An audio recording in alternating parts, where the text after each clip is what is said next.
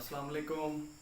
मैं हूं तवक्कल अब्बास और आप देख रहे हैं मेरा यूट्यूब चैनल तलाश हुदी। आज 15 अगस्त बरोज़ हफ्ता 2020 है।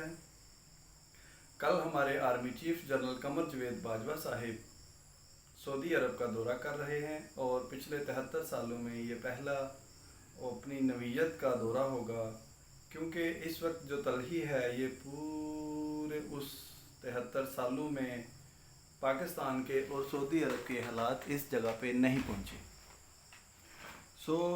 इससे पहले सऊदी सफ़ीर ने जो मुलाकात की हमारे आर्मी चीफ साहब से, मुलाकात तो बनती थी कि वो करते हमारे फ़ॉरेन अफेयर्स के जो मिनिस्टर हैं शाह महमूद कुरैशी साहब या हमारे प्राइम मिनिस्टर इमरान खान साहब, लेकिन उन्होंने उनसे ना मुलाकात की और ना ही कोई टेलीफोनिक रब्ता हुआ। उनकी मुलाकात हुई तो जनरल कमर जवेद बाजवा साहब के साथ हुई।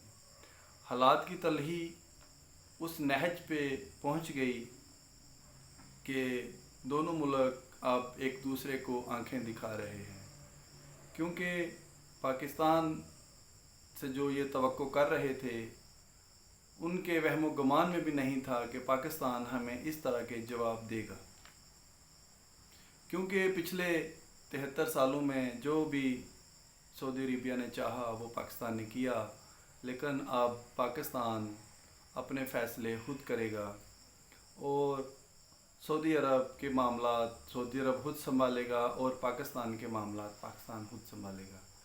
सऊदी अरब ने हमेशा पाकिस्तान को ब्लैकमेल किया उस 25 लाख लोगों की वजह से जो वहाँ पे बरसरे रोज़गार मुकीम हैं, और पाकिस्तानी हुकूमत को, हुक्मरानों को, गवर्नमेंट को वो कर्ज़े दिए जाते थे जिसकी वजह से वो पाकिस्तान से अपने मामला क्लियर करवा लेते थे। अभी जो हालात इस नहज पे पहुँचे हैं, अभिनंदन की रहाई, कुलभूषण यादव की रहाई, कश्मीर इशू, फ़लस्तीन इशू, OIC के मामला, ये सब मिल मिला के एक पूरा मसाइल का गुच्छा कह लें, उलझा हुआ, जिसको सुलझाने के लिए कल हमारे आर्मी चीफ कमर जवेद बाजवा साहब रियाज़ का दौरा कर रहे हैं। आप मेरी इस वीडियो को एंड तक ज़रूर देखें। मैं आपको वो सारे मुहर्रकात इस वीडियो में बताऊंगा जिसकी वजह से हालात यहाँ तक पहुँचे और आगे पाकिस्तान सऊदी अरब के साथ क्या करने जा रहा है। सबसे पहले तो जब 2018 में पाकिस्तान तहरीक इंसाफ की हुकूमत बनी तो मुल्क बिल्कुल दिवालिया होने के करीब था। पाकिस्तान को उस मुश्किल वक्त में सऊदी अरेबिया ने 3 अरब डॉलर कर्ज के तौर पर दिए थे और तेल कुछ अरसे के लिए उधार की मद में देना शुरू किया, लेकिन उसके इव्ज़ जो सऊदी अरब पाकिस्तान से चाहता रहा, जो काम जिस नवीयत के चाह रहा था, वो पाकिस्तान ने नहीं किए। अभी जुलाई के आखिरी हफ्ते में पाकिस्तान ने से सऊदी अरब ने अपने पैसों का तकाजा कर दिया, तो न्यूज़ एजेंसीज़ के मुताबिक पाकिस्तान ने 1 अरब डॉलर सऊदी अरब को वापस कर दिया है और बाकी 2 अरब डॉलर के लिए सऊदी अरब ने पाकिस्तान के ऊपर बहुत ज़्यादा प्रेशराइज़ किया हुआ है। सूरत हाल उस वक्त ख़राब हुई जब 5 अगस्त को हमारे वज़ीर ख़ारजा शाह महमूद कुरैशी साहिब ने सऊदी अरब के बारे में खुलकर काशिफ अब्बासी साहब के एक प्रोग्राम में बयान दाग दिया, और बयान वो ये दागा कि हम सऊदी अरेबिया से ये चाहते हैं कि वो चूँकि अपने आप को उम्मत मुसलमान का लीडर और बड़ा समझता है, तो वो अगर वो लीडर है तो अपनी ज़िम्मेदारियों को पूरा करे, वो कश्मीर के इशू में खुलकर हमारा साथ दे और कश्मीरियों की हक़ खुद इरादियत के लिए वो उनके मौक़िफ़ को सुने और हमारे मौक़िफ़ को सुने। लेकिन मैं वज़ीर आज़म इमरान खान साहब से चाहूँगा कि अब हमें सऊदी अरब के बग़ैर विद आर विदाउट कुछ ना कुछ फ़ैसले करने होंगे। ان کا یہ بیان دینا تھا کہ سعودی عرب یہ توقع بھی نہیں کر رہا تھا کہ اس طرح کا بیان پاکستانی وزیر خارجہ دے دے گا۔ تو شاہ محمود قریشی صاحب کے بارے میں یہ بات بہت مشہور ہے کہ شاہ صاحب اپنے سانس بھی بڑے سوچ سمجھ کے لیتے ہیں، تو یہ الفاظ ان کے اپنے نہیں ہوں گے، یہ پاکستان کی اسٹیبلشمنٹ، پاکستان کے ادارے، پاکستان کی حکومت کے انہوں نے ان الفاظ کے ساتھ ترجمانی کی ہمارے اداروں کی، اپنے ملک کی، کہ ہمیں ابھی یہ فیصلہ لینا ہوگا کہ ہمیں ود اور وداؤٹ کسی نہ کسی پوزیشن پہ اپنے آپ کو کلیئر کرنا ہوگا۔ دوسرا، میری اطلاعات کے مطابق پاکستان، چین، روس، ترکی اور ایران، یہ 5 ملک ایک گروپ بنانے جا رہے ہیں جس کا نام G5 ہوگا یا فورس 5۔ اس پلاننگ کے نتیجے میں پوری دنیا میں کھلبلی مچی ہوئی ہے۔ جو سب سے پہلے ہمارے پڑوس دلی، اس کے بعد اسرائیل، واشنگٹن ڈی سی اور بالخصوص ریاض کے اندر، کیونکہ پاکستان سے اور ان ملکوں سے سعودی عربیہ یہ توقع ہی نہیں کر رہا تھا کہ یہ اتنا بڑا ڈیسیژن لے لیں گے۔ دوسرا، ابھینندن کے حوالے سے جو پاکستانی پائلٹوں نے ابھینندن کو گرفتار کیا، اس کے جہاز کو مار گرایا، جب وہ قید کر دیا گیا تو سعودی عرب کے دباؤ کی وجہ سے سعودی عرب نے ہی وہ دباؤ ڈالا پاکستان کے اوپر کہ پاکستانی حکومت کو اسے جلد رہا کرنا پڑا۔ ابھی کلبھوشن یادو کی رہائی کے لیے بھی سعودی عرب پاکستان پہ دباؤ ڈال رہا تھا، لیکن پاکستانی اداروں نے اس کو رہا کرنے کے انکار کر دیا۔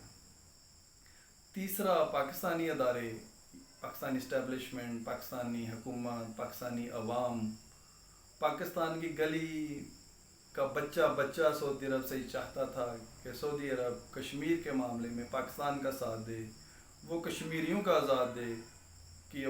ساتھ دے، کیونکہ سعودی عربیہ نے کبھی بھی مسلمانوں کے حقوق کی بات نہیں کی۔ انہوں نے جب بھی حقوق کی بات کی تو اپنے ہاؤس آف سعود کی بات کی۔ ہماری جانیں قربان، ہمارے ماں باپ قربان اس سرزمین پر، مکہ و مدینہ کے اوپر۔ دنیا میں بسنے والے، کسی بھی ملک کا بسنے والا مسلمان، اس کے دل دھڑکتے ہیں مکہ اور مدینہ کے ساتھ، لیکن ان لوگوں نے، آل سعود نے اپنے مقاصد کے لیے مکہ اور مدینہ کو ہمیشہ آگے رکھا۔ ہماری جانیں قربان مکہ و مدینہ کے اوپر، لیکن اب پوری دنیا کے مسلمان اور بالخصوص پاکستانی مسلمان ان کے اس ایشو کے اوپر اکٹھے نہیں ہوں گے، یہ آل سعود کا ساتھ نہیں دیں گے۔ ابھی آل سعود کو اپنے معاملات کی ریویژن کرنی ہوگی۔ یہ جو 5 ملک میں نے بتائے ہیں، ان میں سے پاکستان سعودی عربیہ کے معاملات تو بہت بہتر چل رہے تھے، لیکن سعودی عرب کا ایران کے ساتھ شروع سے پھڈا رہا۔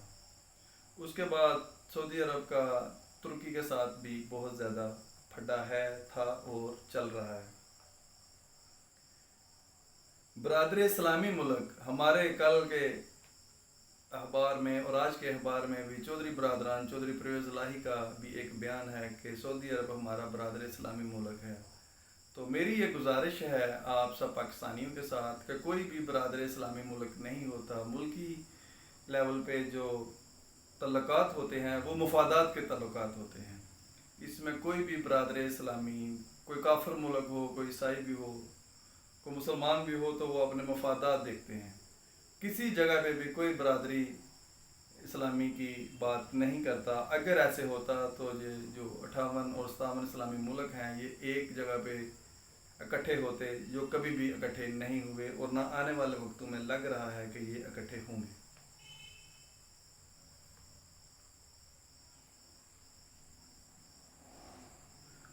ابھی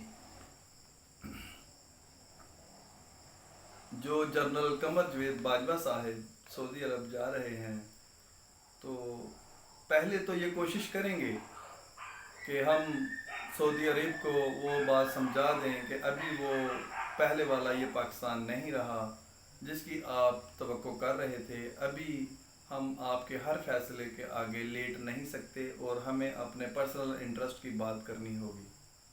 اور اگر بن سلمان ہمارے آرمی چیف کی بات کے اوپر دھیان نہیں دیتے تو اس کا سب سے زیادہ نقصان آل سعود کو ہی ہوگا، کیونکہ پاکستان ابھی سعودی عرب کے اوپر زیادہ ڈیپینڈنٹ نہیں ہے.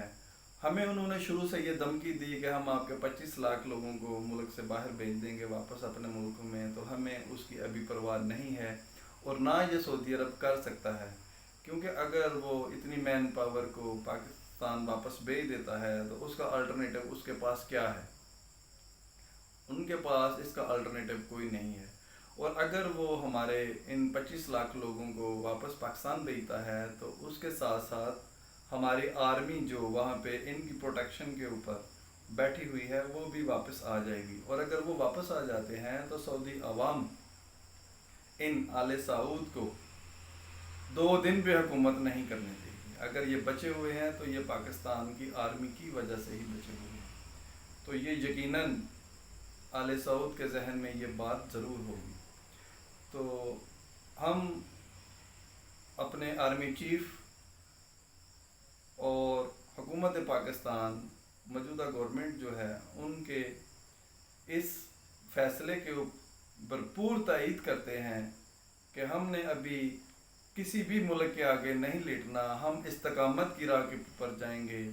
ہم خطرہ تو مول لے لیں گے لیکن خطا کی طرف نہیں جائیں گے، کیونکہ ابھی ہم اس دوراہے پہ کھڑے ہیں کہ یا تو ہمیں خطا کرنی ہوگی یا خطرہ مول لینا ہوگا.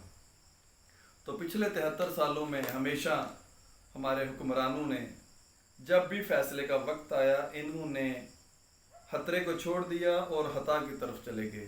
لیکن وقت نے ثابت کیا کہ اس خطا کے اوپر جانے سے ہمارا زیادہ نقصان ہوا بنسبت کہ ہم خطرے کو مول لے لیتے. لیکن ابھی جو ہماری حکومت کا ارادے نظر آ رہے ہیں وہ خطرہ مول لینے کے ہیں، نہ کہ خطا کی طرف جانے کے. تو امید کرتے ہیں کہ ہمارے آرمی چیف بھی سعودی عرب میں ان کی قیادت بن سلمان کے ساتھ یا محمد شاہ سلمان کے ساتھ ان کی جو میٹنگز ہوں گی اس میں وہ خطا کی طرف نہیں جائیں گے بلکہ وہ خطرے کو منتخب کریں گے. اور اگر وہ خطرے کو منتخب کرتے ہیں تو پاکستان کی عوام اللہ کے فضل و کرم کے ساتھ ان کے اس فیصلے کی بھرپور تائید کرے گی اور خدا کا لطف و کرم ہوگا پاکستان کے اوپر، کیونکہ اب پاکستان انشاءاللہ بہت جلد دنیا کے نقشے کے اوپر ایک بڑی طاقت، معاشی طاقت بن کر ابھرے گا.